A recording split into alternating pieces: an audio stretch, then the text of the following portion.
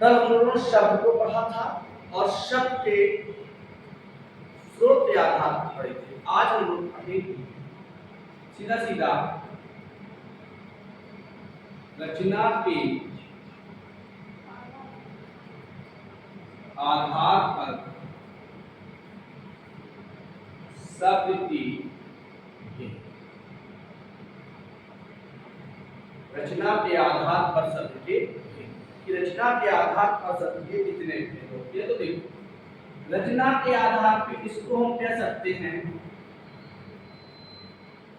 बनावट के आधार पर। इसके आधार पे बनावट के आधार पर इसी को हम अन्य नाम से जान सकते हैं व्युत्पत्ति के आधार पर। तो यदि आपसे रचना के आधार पर पूछा जाए, बनावट के आधार पर पूछा जाए और व्युत्पत्ति के आधार पर पूछा जाए तो इन तीनों के आप एक ही लिखना है, तीन भेद।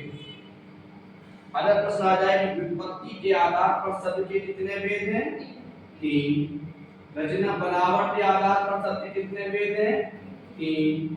रचना के आधार पर शब्द के कितने भेद हैं, तीन। समझ में आया? आगे बढ़ते हैं। अब वो तीन भेद कौन कौन से होते हैं उस पर चर्चा।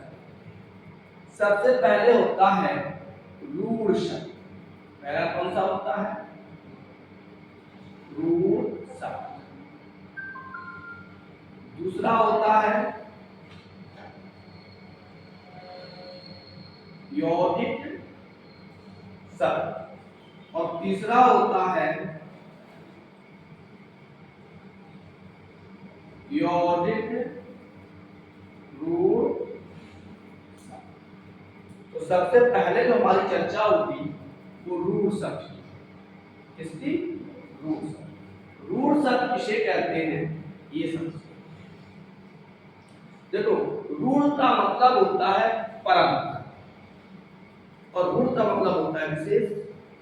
तो जिन शब्दों का एक परंपरागत अर्थ होता है, हर शब्द का एक अपना परंपरागत अर्थ होता है।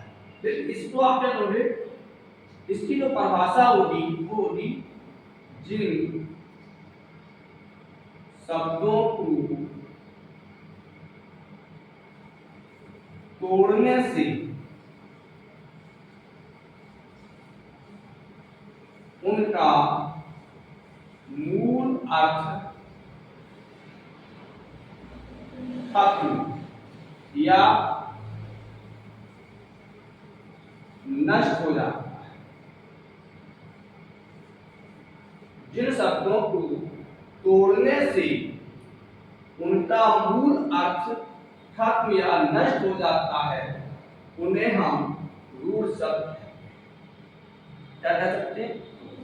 जैसे मैंने कह दिया धान, तो धान जैसे कहते हैं तो हमें पता चल जाता है किससे चावल पैदा होता है या एक फसल। यदि हम इसको तोड़ दें धा और ना, तो यदि धा और ना अलग में लिखा है तो वो मूल अर्थ नहीं रहा। जैसे रोटी हमने तोड़ दिया रो और टी, अम्मा रो और टी रहते हो, तो मूल अर्थ क्या होता है? खो जाता है। तो जिन शब्दों को तोड़ने से उनका मूल अर्थ खो जाता है उन्हें हम रूढ़ शब्द कहते हैं। जैसे तना,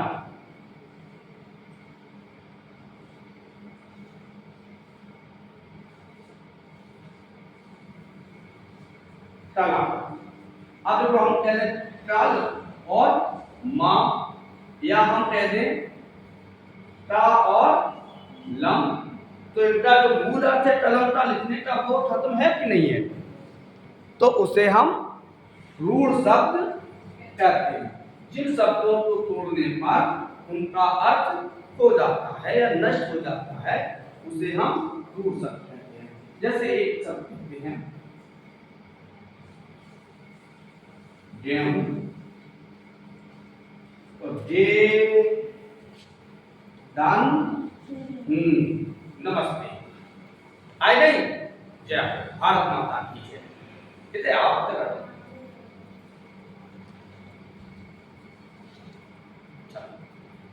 शब्द पढ़ा रहे हैं। तो दे और ऐसे तो दे और जैसे गीता आई, अब हम कहा है गी और ने देर बाद कहा है ता आए नहीं। तो ता को ता मतलब है जब तक हम नहीं कहेंगे कि गीता, सही है। तो जिन शब्दों को तोड़ने पर उनका मूल अर्थ नष्ट हो जाता है उन्हें हम रूढ़ शब्द कहते हैं। जैसे शब्द आप प्रश्न पूछ दिया, ऐसे भी पूछ सकते हैं कि निम्न में रूढ़ शब्द नहीं है। देखो विद्या, कलम, कमल,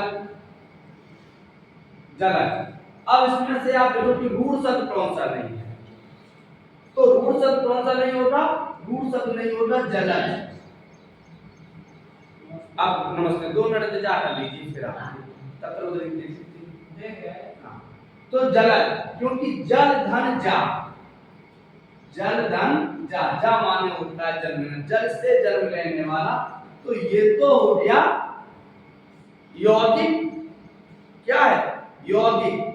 और विशेष अर्थ में जाएगा तो योग रूढ़ होगा, लेकिन यहाँ केवल यौगिक है। ये विद्या, कमल, कलम ये कैसे हैं? ये रूढ़ शब्द है। तो रूढ़ शब्द की परिभाषा समझ में आई। जिन शब्दों को तोड़ने पर उनका मूल अर्थ नष्ट हो जाए उन्हें रूढ़ शब्द कहते हैं। तबीयत सही है, मीठी मीठी है।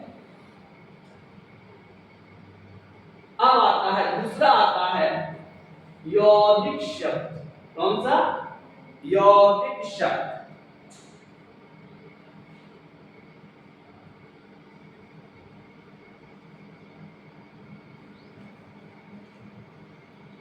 यौगिक शब्द किसे कहते हैं? देखो यौगिक शब्द जो है वो स्वयं में तो यौगिक है। अब योग धन एक, योग माने होता है जोड़ से। अब जोड़ ईंटें तो जोड़े हैं नहीं, सभी जोड़ेंगे। तो इसकी परिभाषा होती है जब दो या दो से अधिक रूढ़ शब्द मिलता, रूढ़ शब्द मिलकर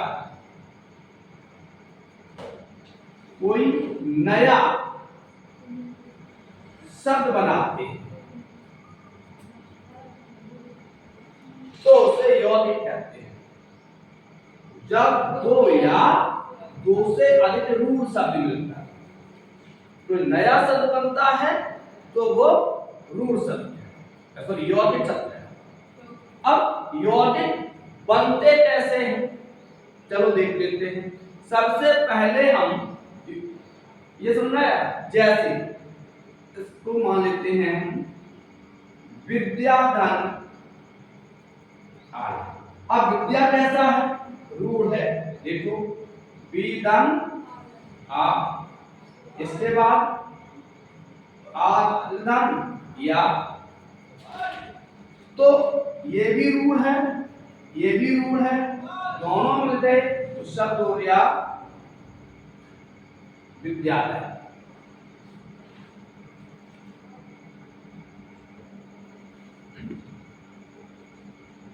दूसरा शब्द देख लेते हैं, हिमालय। कैसा है? रूढ़ शब्द है। अब सॉरी यौगिक शब्द है। अब यौगिक शब्द बनते कैसे हैं?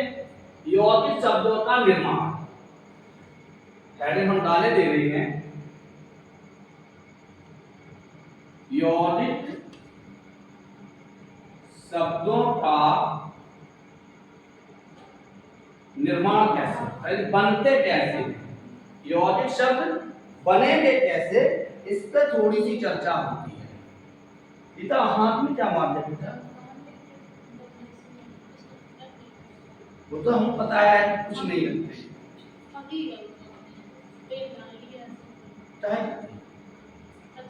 पेट्रोल लेके इसमें हाथ लगा दो या उसको हटा दो, गुस्सा जाता है। हम तो सोच रहा है नो जम। चल यौगिक शब्दों का निर्माण कैसे होता है? सबसे पहले उपसर्ग से। उपसर्ग से भी यौगिक शब्द बनते हैं। उपसर्ग से कैसे बनते हैं यौगिक शब्द? जैसे शब्द है जय, हमने इसमें लगा दिया बी, शब्द हो गया विजय। हमने लगा दिया परा धन जय, शब्द हो गया पराजय। तो देखिए दो मूल शब्द मिलके एक नए शब्द का निर्माण किया। तो उपसर्ग से भी, जैसे शब्द है समदनहार, संहार, प्रतिधानुकूल,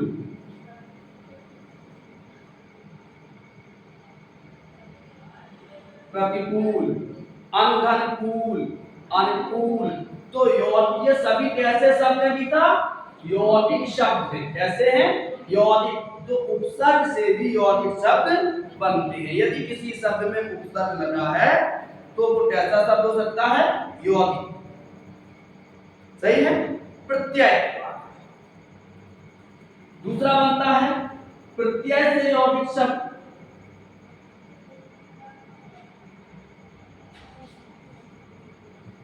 प्रत्यय से यौगिक शब्द प्रत्यय बाद लगते हैं। जैसे लेख दान अक, लेखक, योगदान एक,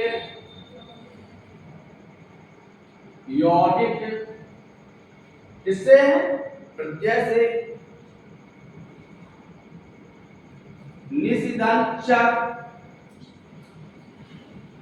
निश्चर कैसा है? यौगिक है। तो जिन शब्दों में प्रत्यय लग के भी कोई शब्द बनता है तो वो भी यौगिक होता है। आगे देख लेते हैं।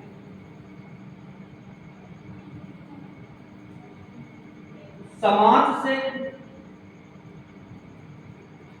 समास से भी यौगिक शब्द बनते हैं। बहुव्रीहि समास को छोड़ के सभी शब्द यौगिक होते हैं। कौन सा नहीं होता है? बहुव्रीहि नहीं होता। जैसे शब्द है आदन जन्म, आजन, सही है।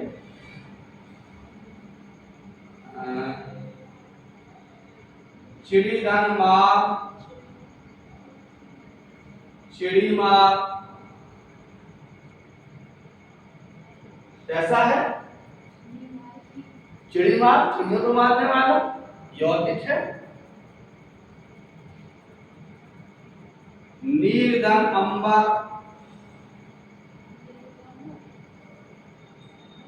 नीलांबर,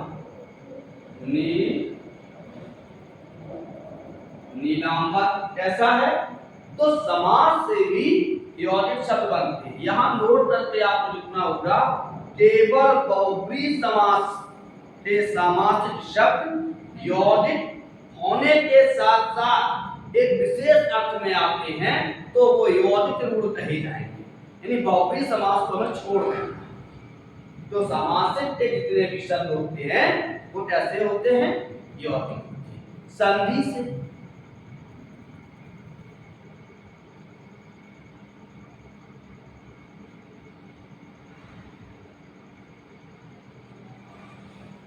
संधि से यौगिक शब्द जैसे हिमालय, हिमदान, आलय, हिमालय, जगतदान ईश, जगदीश, उत्तदान चारण,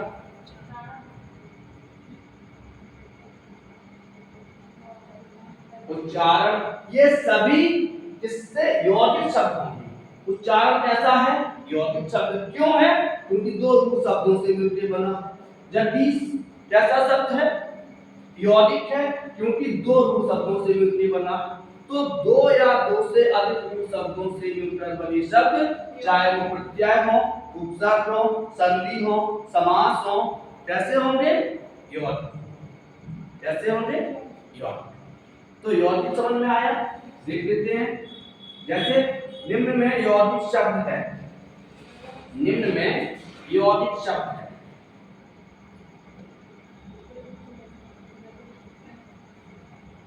रसोई घर, कलम, गजानन,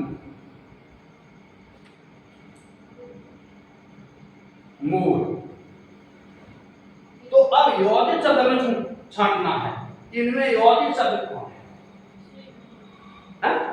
रसोई घर, क्योंकि देखिए गजानन गज है, गज के समान आनंद अर्थात गणेश, तो ये तो नहीं रहा। मोर, मोर गंगा मूर्त हो जाएगा। कलम, कल गन्मा मूर्त हो जाएगा। रसोई घन घर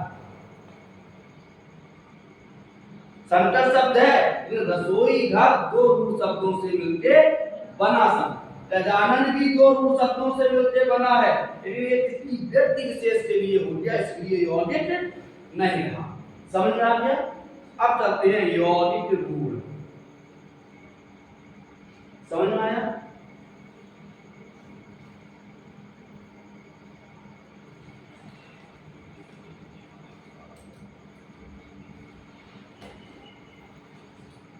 यौगिक रूढ़ शब्द जी भैया।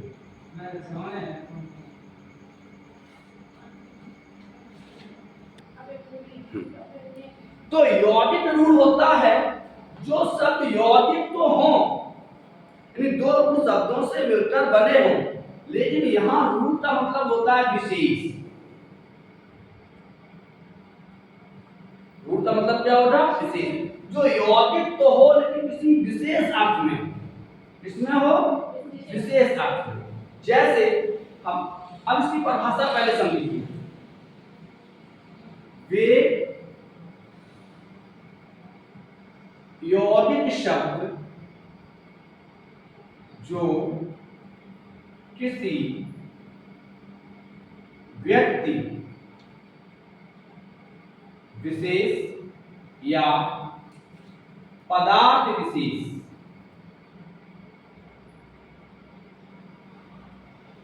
के लिए प्रयोग किए जाते हैं। मतलब यौगिक तो शब्द हो, इसीलिए हमने परिभाषा में दिया कि वे यौगिक शब्द जो किसी व्यक्ति विशेष या पदार्थ विशेष के लिए प्रयोग किए जाते हैं, उन्हें हम यौगिक रूढ़ शब्द कहते हैं।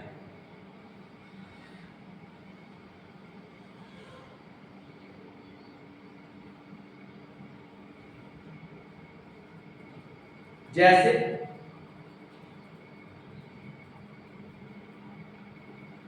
हमने दिया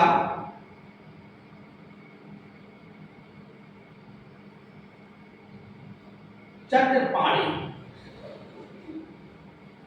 चक्र तो चक्र रूढ़ है, पाणी रूढ़ है, दोनों मिलकर क्या हो गया?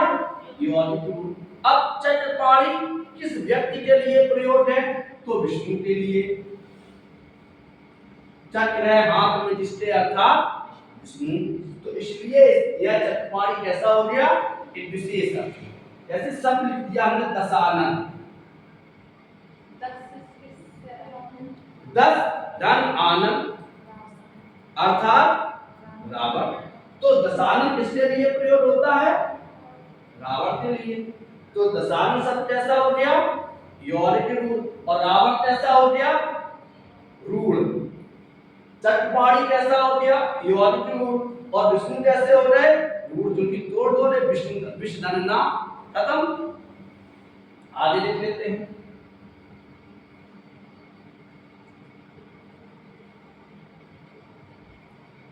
पतझड़, पतझड़, यौगिक पत धन झड़, यौगिक हो गया पतझड़। अब पतझड़ हर मौसम को नहीं कहती है, विशेष मौसम के रूप में प्रयोग होता है। एक विशेष पतझड़, एक विशेष मौसम। बसंत के पहले पतझड़, सावन, बसंत, बहार। तो वो क्या है, ये क्या है, क्या यौगिक रूढ़ शब्द। क्या हो गया, यौगिक रूढ़ पतझड़। आगे लिख लेते हैं।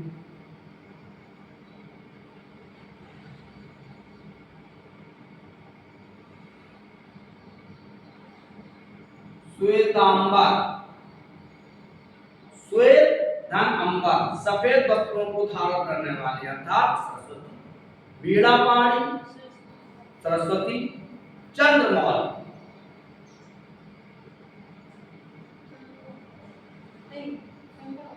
हाँ बिल्कुल सही है, चंद्रमौली। मौल, मौल माने मस्तक, चंद्र है मस्तक पर दृष्टि अर्थात शिव।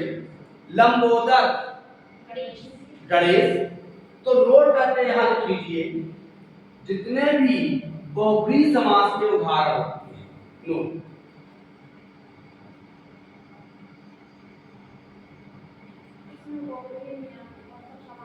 हाँ, बहुब्रीहि समास के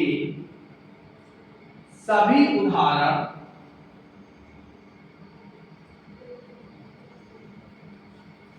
यौगिक रूढ़ होते हैं, यौगिक रूढ़ शब्द होते हैं, यौगिक रूढ़ शब्द होते हैं। ये नोट कर लीजिए कि बहुब्रीहि समास के सभी उदाहरण यौगिक रूढ़ शब्द होते हैं। क्लियर हो गया। अब हम इन तीनों का एक रिवाइज कर लें, सही है।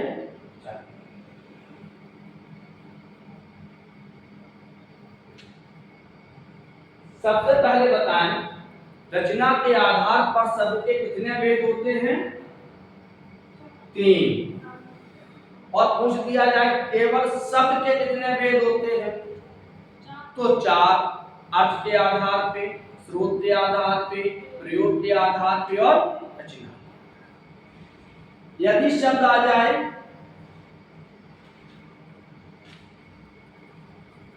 व्युत्पत्ति के आधार पर शब्द के कितने भेद होते हैं, तो भी 3। यदि आ जाए बनावट के आधार पर शब्द के कितने भेद होते हैं, तो भी 3। जिन शब्दों को तोड़ने पर अपने मूल अर्थ को खो देते हैं उन्हें क्या कहते हैं, रूढ़ शब्द। जो शब्द अपने मूल अर्थ को खो देते हैं उन्हें क्या कहते हैं, रूढ़ शब्द। जैसे हम निम्न में रूढ़ शब्द नहीं है, प्रश्न आ गया निम्न में रूढ़ शब्द नहीं है, कलम, दलोधर,